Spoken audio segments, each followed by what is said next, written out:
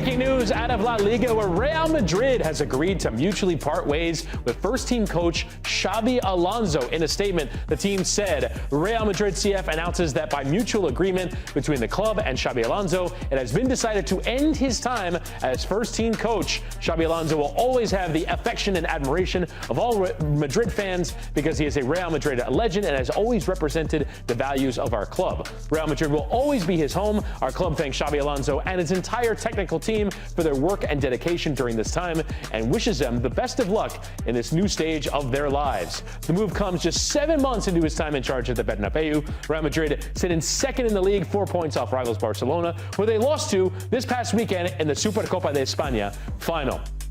Nico Cantor is alongside me, Chris Wittyngham. And Nico, I guess we'll just start with your first reaction. Are you surprised that this was the final straw, lost in the Super Cup in Saudi Arabia, and that this is when they decided to make the change? From the outset, no, I'm not surprised because the media in Spain had been teasing that losing a Super Cup could be the final straw. Now let's look at the manner in which that it happened. Real Madrid started to pick up steam. It felt like Xabi Alonso had bought himself a little bit more oxygen to see this time out. And the narrative around Spain was that Barcelona are so much better than Real Madrid. Barcelona are going to toy with this Real Madrid in the Supercopa final, and it didn't end up being the case.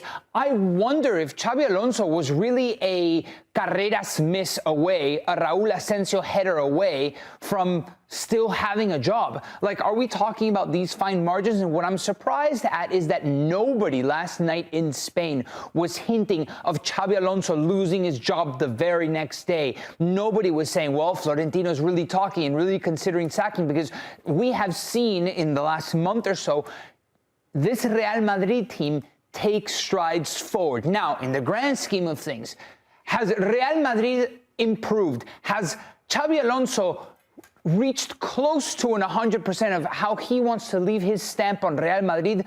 No. But they're only 4 points away in La Liga. So this mutually agreed to part ways, I'm not sure I buy it, because this is a man who you would want to center a project around. It's going to take some time, just that Real Madrid isn't the same thing as Bayer Leverkusen, where right. You do have time to build a project around. I think that would probably be the reason why. We're 7 months in, as you mentioned. The Club World Cup was kind of its own thing. You come straight into a new season. But I think when you look at this club, there is a feeling that he was never going to be able to get his project fully off the ground because it requires buy-in from the club and from the players. I think that's the biggest thing that we didn't see. Yeah. It just didn't seem like he connected with Vinny Jr., with Rodrigo, even to a lesser extent Mbappe. Obviously, he is still scoring tons of goals, but there just didn't seem to be an obvious fit. And is this result maybe a reason why it's sort of a cover for, well, this was going to happen eventually? It just didn't look like it was going to happen for him. But then why do you go out and hire Xabi Alonso in the first place if he's this manager that loves his mythology, that loves his intricacies, his complex football, his versatility, players buying into this certain style of play, right? If you're going to hire him just because he used to play for Real Madrid and he kind of fits the mold, you got to ask yourself, does he fit the mold really? Because you're going to need buy-in from players to play this very complex, modern style of football. And at first, Xabi Alonso really tried to impose that in certain games, and he lost badly against Atletico Madrid. And there were a couple of performances that weren't convincing. He actually won the first Clásico, right? But then you started to see the dynamic shift a little bit and empower the players. And then almost symbolically yesterday, now we're starting to see videos of Xabi Alonso telling the players to do the guard of honor for Barcelona, and Mbappe saying, no, we don't want to do it. And then Vinicius getting subbed off first in El Clásico, pouting about. And then yesterday, and arguably his best individual game of the season, him still not being able to play a full 90. So there's just questions here or there about who had the power, who was the one really making the calls, and the direction of this project. Maybe Florentino Perez realized this isn't the man to get this group of players and usher them into an evolution beyond Carlo Ancelotti. It just kind of felt like what Xabi Alonso ended up doing was less of what he believed and a little bit more about what Carlo Ancelotti imposed into the culture of Real Madrid. And it does feel like the Ancelotti project or the Ancelotti way of managing ran its course. And it felt like Madrid needed to change. But they didn't. The momentum shifted a little bit in favor of Xabi Alonso when results, or at least performances, didn't go his way. It reverted back to players in power. And I think now that's the question that we need to be asking ourselves. Who's calling the shots? Who are the people in charge? Because if the players who have been given a certain entitlement, because to some point they deserved it, but if they're the ones fully in power, it feels like it isn't sustainable. And now Álvaro Arbeloa from Real Madrid Castilla, the youth team of Real Madrid, where it's a club that he has played for, Arbeloa, where he got his coaching licenses, where he has grown and groomed into a manager from being a former player. He is now at Real Madrid. He's an institution man, if you will. And this is going to be his first taste of managing. And it goes beyond the tactics. It's managing the players. It's managing the egos. And managing up to boardroom level. So having all of that in place, it's going to be very difficult. And good luck to him. But I wonder how this sacking will empower a Vini that wasn't happy. An Mbappe that told his managers, no, I don't want to do the guard of honor. Who's going to claim the stake? It feels like now Arbeloa coming into the dressing room, there is this necessity for somebody to be the alpha, someone to lead this team. And I wonder where all the chips will fall. I don't know. That's the answer. I think the question is what kind of coach can they attract from here. But we're getting reactions from you, the viewer, right now. We're live on YouTube on the CBS Sports Golazo YouTube, reacting to the news that Xabi Alonso is no longer the Real Madrid head coach. And we actually are taking some of your comments, and we'll get one of them now on air. And one of them says, players don't want to work hard. He tried. I think that is the ultimate thing here, is that you see a lot of teams around the world that are systems teams now. Pep Guardiola is Manchester City as much as any player is. I think you see a lot of coaches that want to implement high pressing and possession styles and moving players around.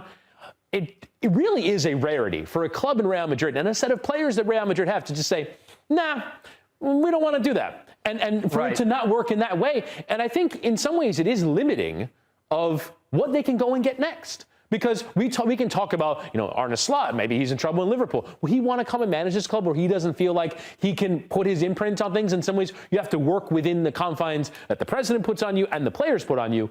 It is kind of limiting of the kind of coaches, other than the fact that you get to coach Real Madrid and you probably have a good chance of winning the Champions League at some point. Yeah, definitely. Listen, I agree that especially at Real Madrid, players will have a certain authority. Players will have a certain swagger, a certain aura. To have that demand onto what a manager can expect from me, it's like, okay, I'm not going to buy in to your tactical formations or these defensive phase, offensive phase, whatever it is, when I'm just going to go out there and score 3 goals, right? To a certain extent, that's good because we're talking about the best players in the world. But when that gets out of hand, then it becomes a problem. And it just felt like under Carlo Ancelotti, that sense of forward progress was lost because Vini felt a little bit too empowered, because perhaps Jude felt a little bit too empowered. And then the whole Ballon d'Or ceremony debacle happened, and Real Madrid hasn't been the same since. So I wonder, again, if Arbeloa is the right guy, maybe until the summer they'll find somebody else afterwards, because through the official statement of Real Madrid, we haven't really had specifications of what is there to come next. They just said Arbeloa is hired. How this is all going to play out beyond this summer, mind you, Arbeloa might come in and win the Champions League, and we're back to square one. It's absolutely classic Real Madrid. Yeah. But I feel like getting rid of Xabi Alonso so fast will have some sort of ripple effect into the dressing room. Because when they got rid of El Indio Solari, who came in? Zidane came back. Right. And it was Zidane's team. Zidane's waiting around for the French national team job. I don't know if he's going to be the knight in shining armor this time, but obviously Real Madrid have to find a longer-term solution. Another comment coming in from PH5145 who says, nice way to scapegoat a solid coach. I think the Xabi Alonso narrative will be interesting going forward. Now, where is he going to end up? But again, you're joining us live now in the midst of breaking news out of La Liga, where Real Madrid has agreed to mutually part ways with first-team coach Xabi Alonso. In a statement, the team said, Real Madrid CF announces that by mutual agreement between the club and Xabi Alonso, it has been decided to end his time as first-team coach. Xabi Alonso will always have the affection and admiration of all Madrid fans because he is a Real Madrid legend and has always represented the values of our club. Real Madrid will always be his home. Our club thanks Xabi Alonso and his entire technical team for their work and dedication during this time and wishes him the best of luck in this new stage of their lives. The move comes just 7 months into his time in charge at the Bernabeu. Real Madrid sit in second in the league, 4 points off rivals Barcelona, who they lost to this past weekend in the Supercopa de España final. And for more on this, we bring in our Spanish football expert, Phil Kitromilides. And Phil, obviously this will send shockwaves around Spanish football. What's your immediate reaction to this news, Phil? Hi, guys. Yeah, I think Nico was very charitable when he was talking about nobody in Spain was predicting this. I was on the show last night saying, yeah, I don't think Xabi Alonso is going to lose his job tonight. I think he should be okay. And then boom, it happens today instead of last night. It was a surprise that it happened because generally the narrative being spun was actually, as Nico was suggesting, Real Madrid did okay in that final against a Barcelona side that were clearly superior to them. They didn't get spanked, they competed, and as Nico said, they were 2 very good chances away from leveling things up. But what is the problem for Real Madrid and what has cost Xabi Alonso his job is that there has been a real concern around the performances, and we haven't seen any real improvement in the performances over the last couple of months. There's been nothing, and even in yesterday when people were saying, oh, well, they didn't get spanked and maybe there's something we can hold on to, there was nothing you could grab onto and say, there, that's what you need to do, that's the plan going forward, because there hasn't seemed to be a plan for Real Madrid in terms of their play for the last 2 months. And in Spanish, there's a great phrase, I'm not sure how to translate it, El Madrid no juega a nada. Real Madrid just don't play anything. They don't play any football. And we haven't seen them be creative. We haven't seen them take the game to another team. And I'm not talking about just about Barcelona. I'm talking about when they're at home to Sevilla, when they're at home to Celta Vigo, when they go to places like Alaves. Those games, they might have got positive results in a couple of them, but the performances have been really poor. So coming into this final, they had won 5 games in a row, but that almost didn't matter. That almost didn't matter, certainly not to the hierarchy at the club, because the feeling around how Real Madrid was playing was so negative, and it was actually increasingly negative. And I think the first half last night, where not much happened for the first 30 minutes. Real Madrid were pretty well set up defensively to try and nullify Barcelona, and then there was a crazy end to the half, and it was 2-2. But in that first half, Real Madrid were sitting deep. Real Madrid were not doing anything in an offensive way, and the hierarchy didn't like that. The Real Madrid president did not like that. You cannot set up your Real Madrid team to face Barcelona like that in a final, even if the caveat being, well, there's no other way that we can really play this Barcelona side because we don't have the tools to attack them any other way. This is how we have to play this. But the image that Real Madrid gave in that game, particularly in the first half and in the last couple of months, has been so negative. Remember, after the game that they lost against Celta Vigo, which was on the 7th of December, they lost 2-0 at the Bernabeu. There were a number of members of the board who wanted Xabi Alonso out there and then on the 7th of December. And there was a general feeling that he had lost confidence in the hierarchy. Florentino Perez, there was a big meeting from all the socios of the Real Madrid members, the annual meeting. He didn't come out and back Xabi Alonso then. There was a Christmas get-together, the annual traditional Christmas get-together of the press that cover Real Madrid at the Bernabeu, and Florentino spoke then. He didn't back Xabi Alonso then. There was generally a feeling that he didn't have the backing of the hierarchy. And despite those 5 wins in a row, it's not been enough to save his job. And out he goes. And the general feeling is, and we're just reacting to this news that has broken in the last 45 minutes or so, I think people feel sorry for Xabi Alonso. People feel that it hasn't necessarily, okay, he has made some mistakes and his team hasn't played very good football, no juega nada, but he hasn't necessarily had the tools to do what he wanted to do at Real Madrid. We've talked about this before on the show. This is a really poorly configured squad. It's unbalanced. The way that they tried to set up this squad, there's no deep lying playmaker. There's 3 players that want to play on the left. There's nobody that really wants to play on the right. It's, what else was he supposed to do? So surely this isn't fully Xabi's fault, right? I go back to the Manchester City game where they competed really well but still lost in the Bernabeu. It had come after a string of questionable results, but it almost felt like the Bernabeu was encouraged by the way that Real Madrid was playing. All right, we lost, but there was this fighting spirit that the team hadn't been showing us, and it seemed like, at least from a spirit point of view, they had turned the corner, and then they went on the string of results, and then into the Supercopa, we said, all right, Xabi Alonso has got a little bit more footing than he had a month ago. Then he was competing. At least he competed with Atletico Madrid, maybe not the best team on the night, but still won and got to the final. And yesterday, he was Álvaro Carreras' miss away from sending that game into penalty kicks and possibly winning the whole thing. So is Xabi Alonso sacking a matter of centimeters, inches, because one guy missed a sitter that he should have put away?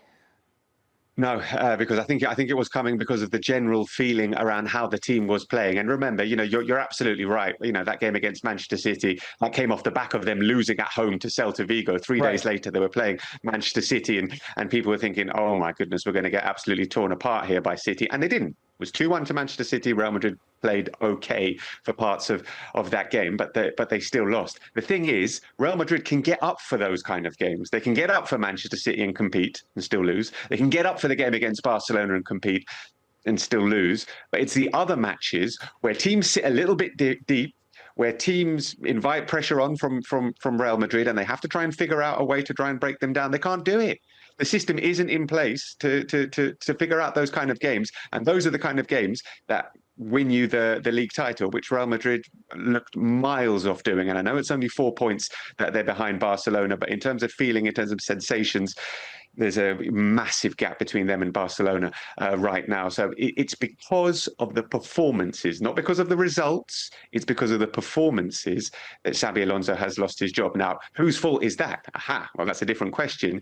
And there was actually an online survey done by one of the big sports papers here, Marca, at the end of December. Who do you blame for Real Madrid's positions? And the vast percentage we're blaming the players. The vast percentage were blaming the players of people who voted in that, rather than Xabi Alonso. There is a feeling that they, as one of our viewers right now, one of the comments there, the players didn't want to work hard enough. How much truth there is to that? I think there might be a smidgen of it, because we've seen in certain games, for the big ones, they can get up for it. For other games, they struggle.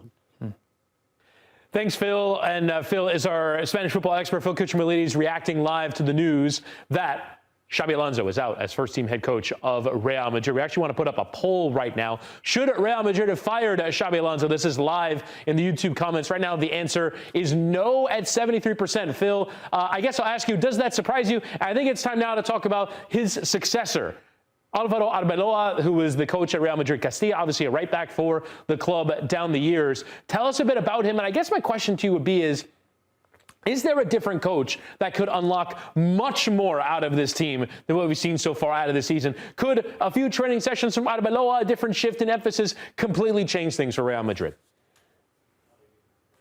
So the last time a manager of Real Madrid Castilla took over the club in January, he led them to the Champions League title, and that was Zinedine Zidane 10 years ago. So, there is a precedent for this. Whether Álvaro Arbeloa is the man to do that, I'm not entirely sure. But his Real Madrid Castilla side, they're a decent side to watch. They're an attacking team, and he's worked really closely with a lot of young players and managed to get them up to a standard where we've seen young players coming through and coming into the first team this season. We've seen the likes of Gonzalo Garcia obviously break in, but Valdepeñas make his debut. Joan Martinez is there as well. So he's someone who's got a clear idea of the youth academy, those young players, and knows who's ready to come into the first team. I think it's a massive, massive jump up for any coach to come from Castilla to the Real Madrid first team job. Álvaro Arbeloa is a club man, much like Zinedine Zidane was in his day. Ended his playing career and gone straight in working for the club, first in the sort of ambassadorial capacity and then as a coach. And he's worked his way up, and now he's been given a chance. I think there's also maybe a little twist, a little quirk of fate. Álvaro Arbeloa and Xabi Alonso, really good friends, like really, really, really close friends. So it's something a little bit curious that one is taking over from the other. Is he the man to turn things round? I don't know. And I don't know if he has the charisma and the aura needed to maybe get more out of the players than Xabi Alonso managed to get. I think his style of management is not a million miles away from Xabi Alonso in terms of man management, but maybe he will have seen how that went down with some of the dressing room and might have to tweak things. But he's a club man. You talk about pressure from the boardroom on Arbeloa. He will know exactly what he's getting into. He's not necessarily going to make any kind of demands. This is what I've got. These are the players I've got. I will try and work with what I've got. And I'm fascinated to see how they get on Wednesday night. They're away to Albacete in the cup, potential banana skin. So that's going to be Álvaro Arbeloa's first game in charge. Yeah, I mean, listen, I think it's very difficult to impose yourself in a dressing room because there's like very few places where Arbeloa can say, listen, I won 2 Champions Leagues. I won a plethora of titles with this club, and walk into that dressing room and say, I'm the man, where everybody else has won the same thing, right? You need to have a certain command. There's people in the comments saying Florentino Pérez is to blame. Xabi Alonso wanted and needed a midfielder in the ilk of Zubimendi, and Pérez failed him in recruitment. I think we've been talking a little bit about this, about the lack of balance in the squad, which is something that wasn't addressed in Ancelotti's last year since Toni Kroos retired. And then another comment says, Xavi should never have been fired. Madrid should not have bought Mbappe with no plan for Vini. They occupy the same place. I'm less in favor of that and more in favor about the midfielder that kind of sets the tempo for Real Madrid, Phil. It's kind of like the writing has been on the wall. They got rid of a manager who couldn't have the team play well convincingly, and then they bring in a guy that is all about the methodology, excuse me, I'm struggling with that word today, but the methodology, and they don't give him the time, they don't give him, or they don't find him the players, and especially now in January where Real Madrid historically doesn't like signing players, they can't even correct course halfway through the season. No, it's pretty wild. I mean, nobody's expecting Real Madrid to go out and bring anyone in January because, as you said, historically, they haven't. Barcelona have, by the way, bringing in João Cancelo and strengthening their squad, but Real Madrid seemingly unlikely to do any business. I just want to go back to something that I think Chris mentioned before. Was this a good fit from the inception, Xabi Alonso for Real Madrid? And going back to the summer, we were all kind of excited and kind of intrigued how it would get on because we knew what he'd done previously at Bayer Leverkusen, but we were also aware of how he had achieved what he had achieved there. And I think there was a little bit of a suspicion, but also intrigue to see how he would be able to implement his methods on the Real Madrid dressing room. And we just go back to, again, these kinds of extremely sort of focused, controlling, man-managing coaches haven't necessarily flourished at Real Madrid over the last few years. And you look at the likes of Rafa Benitez, Julian Lopetegui, and now Xabi Alonso, managers who they were all former Real Madrid players, all former people who knew the club really, really well. Obviously, Xabi Alonso, the most successful and high profile and with the biggest aura. But they all knew what they were getting into, and none of them was able to impose their philosophy, their style, their ideas on this dressing room. And that's why it is the hardest job in the world, the hardest job in the world. And it's a real shame that Xabi Alonso hasn't flourished because we were excited to see whether or not he would. He was one of the top young coaches in the world. It was an exciting, forward-thinking, progressive appointment by Real Madrid in the summer, which has fallen flat on its face 7 months later. But plenty of people still want that job, right? Phil Kitromilides, our Spanish football expert, thank you so much for joining us on this day of breaking news. Pleasure, guys.